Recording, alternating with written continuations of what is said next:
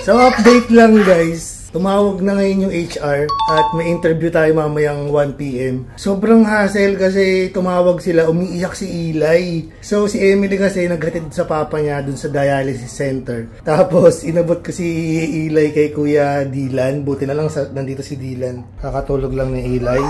Napakalitot kasi. Sobrang biglaan ito guys, sobrang biglaan. Parang kakatawag lang nila ngayon 11:30. Tapos yung interview ko mamaya ng 1:00. Sabi ko, sige po, pupunta po ako. Wala pa akong damit, magka-plancha pa ako. A few moments later. So guys, nag-all black tayo. Yung outfit natin. Pagyan mo ako. Parang may ambag ka. Yan. Nag-all black ako ngayon. Kasi para hindi na mag-plancha. Kasi kawawa naman si Mami Ems, magka-plancha pa siya. So, all black na lang. Kulang yung dala natin requirements. Hanapin ko pala yung requirements ko. Kain mo na ako. Sarap ng ulam namin, no? Sheesh! Unang sahod mo, akin ah. Ito naman, di pa ako pumapasa ng interview. Kaya talo mo lang agad. Ganyan kayo mga babae, hindi po pumapasa yung asawa nyo sa interview. Yung sahod agad yung gusto nyo. Think positive. Think positive. Oh, please daddy. Huwag ka man bababae. Wala ko, may camera o wala. Sabi ko. Daw mo. Ito, hindi ba ako nag-start magtrabaho? Pamababae agad iniisip mo. Nasa asawa kang pogi.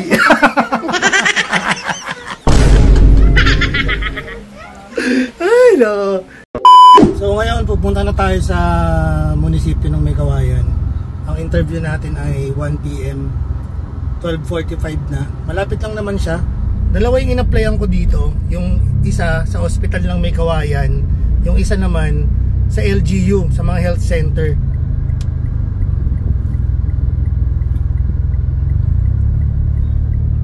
Dito na tayo guys.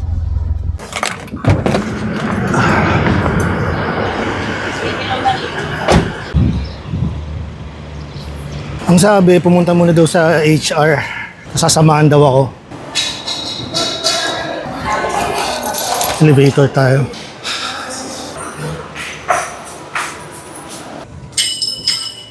Wala pa po si Ma'am Maristan. Ay, si...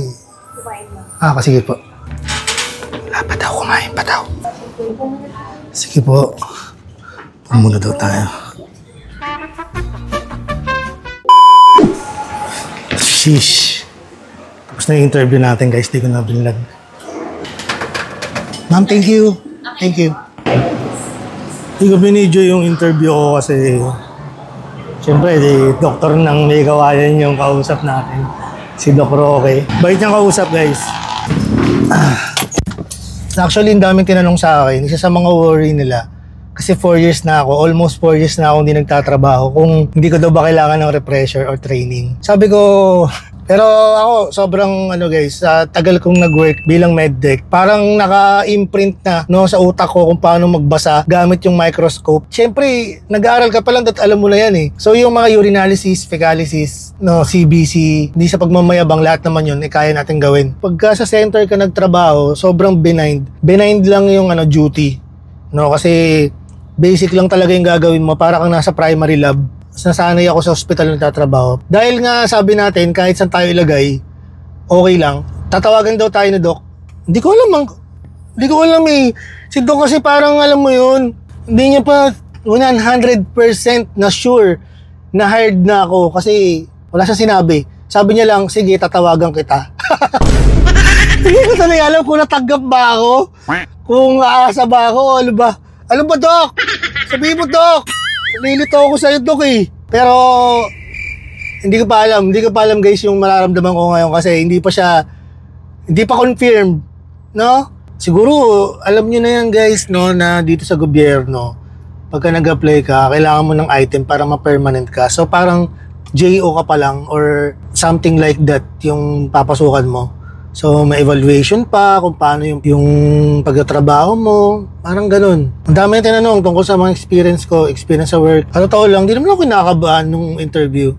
Kasi sobrang bait naman kausap ni Doc. No, hindi siya nakaka-intimidate kausap. Pero hindi ko talaga alam kung hired na ako. Parang awkward kasi pag tinanong, Doc, hired na po ba ako? Hindi ko alam kung naghihintay ako ng sagot eh. Kung okay, hired ka na. Walang shake hands eh. Uy, hard ka na. Congratulations. Walang congratulations eh. Kaya hindi ko alam. Sabi niya tatawagan niya daw ako.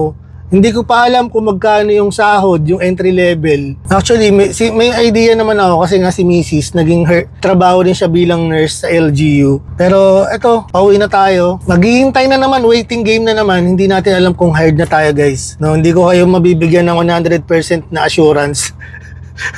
So, update ko na naman kayo sa susunod. Wala pong sinabi kung ano yung requirements, mga ganun. Walang ganun eh. Sobrang bilis lang natapos ng interview, guys. Parang nasa 15 minutes lang. Hindi ko tuloy masabi kung excited na ako mag-work. Paano ko sasabihin excited ako mag-work? Eh, hindi nga ako kinongratulate, you're hired. I-update ko na lang kayo ulit. Titignan natin kung anong mangyayari sa mga susunod na kabanata. Kung gusto nyong abangan yung mga mangyayari, kung babalik ba ako bilang isang medtech, no? Ang pambansang medtech ng Pilipinas ay muling magtatrabaho bilang medtech. Putang ina. Dami kasi nagtatanong ng mga followers eh. Ano, hindi ko pa magtatrabaho bilang medtech ulit. Lang ganyan. Ito na, magtatrabaho na. Nag-a-apply na nga ako eh. Kaso di nga ako kinongratulate eh. Kung gusto mong i-follow tong content ko sa aking journey sa paghahanap ng trabaho, mag-follow ka na, mag-subscribe ka na. Share mo na to, guys. And yun lang. This is Mighty Mike, your medtech. Medtech na nga ba ulit? And I'm out. See you next vlog. A few moments later. Wala na-hire? Na-hire ka ba? Na-hire ka na? Hindi ko nga alam eh. Walang congratulations.